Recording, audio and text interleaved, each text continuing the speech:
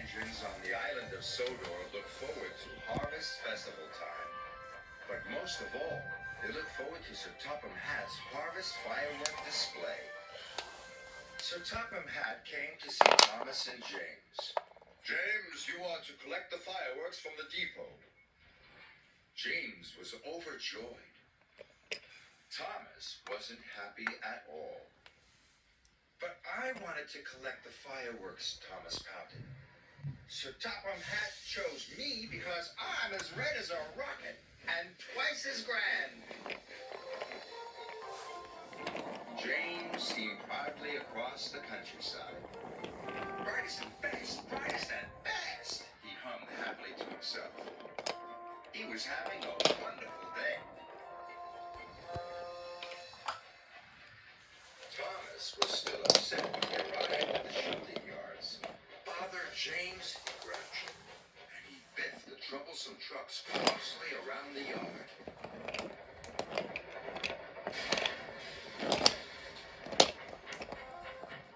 When James arrived at the depot, he was very excited. The freight cars were all ready for him, safely to the top with fireworks. James was coupled up with the precious cargo, and he steamed away.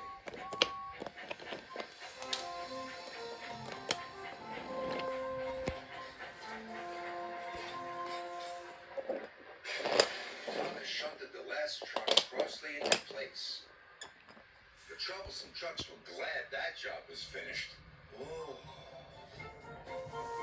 James happily steamed along. He was thinking about the fireworks. He was imagining all the sparkles, flashes, and shooting stars when suddenly there was a loud noise. James ground to a halt. I will have to go and call for help, said his driver. Thomas puffed back into Knapford Station as Gordon was letting off his passengers. Children and grown-ups from all over the island had come to see the fireworks. Seeing the children cheered Thomas up, but Sir Topham Hatt looked concerned. James has broken down, he said. You must collect him, Thomas, and bring him back, or the fireworks display will be cancelled. Oh no, cried Thomas. Then all the children will be sad. And he set off to collect James.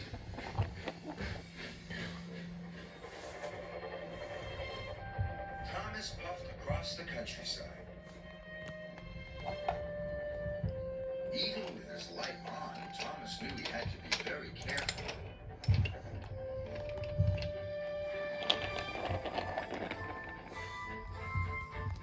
Thomas found James broken down on the track.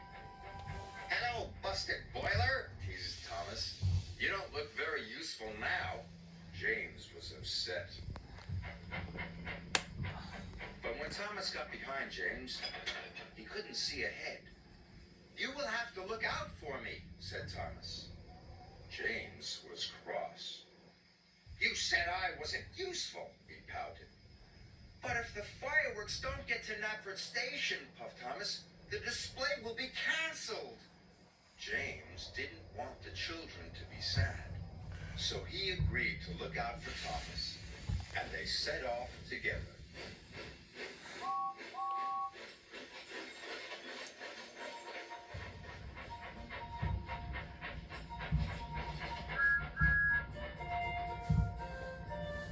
When the track was straight and clear, James called out, Go faster, Thomas! And Thomas did. They were soon working happily together and making good time. Sir Topham Hatt checked his watch. There was still no sign of Thomas or James. It's very late, he thought. It's almost the children's bedtime. Even Gordon was worried. I'll have to cancel the display, said Sir Topham Hatt. So the disappointed children started to board the coaches.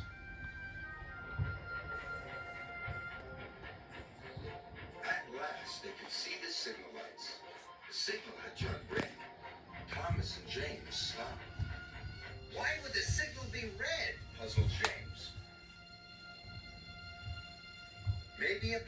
monster train is coming through, puffed Thomas. Gordon must be taking the children back, cried James. Thomas and James were very upset. We're here, they cried, and sounded their whistles as loudly as they could.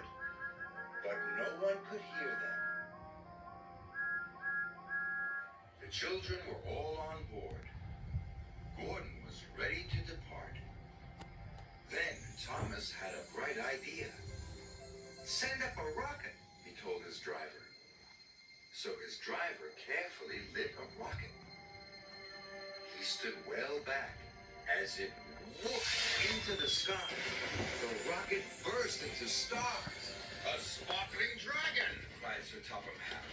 It must be Thomas and James. Stop, Gordon, he said. The firework display is back on. The junction signal turned to green, and Thomas and James were soon on their way.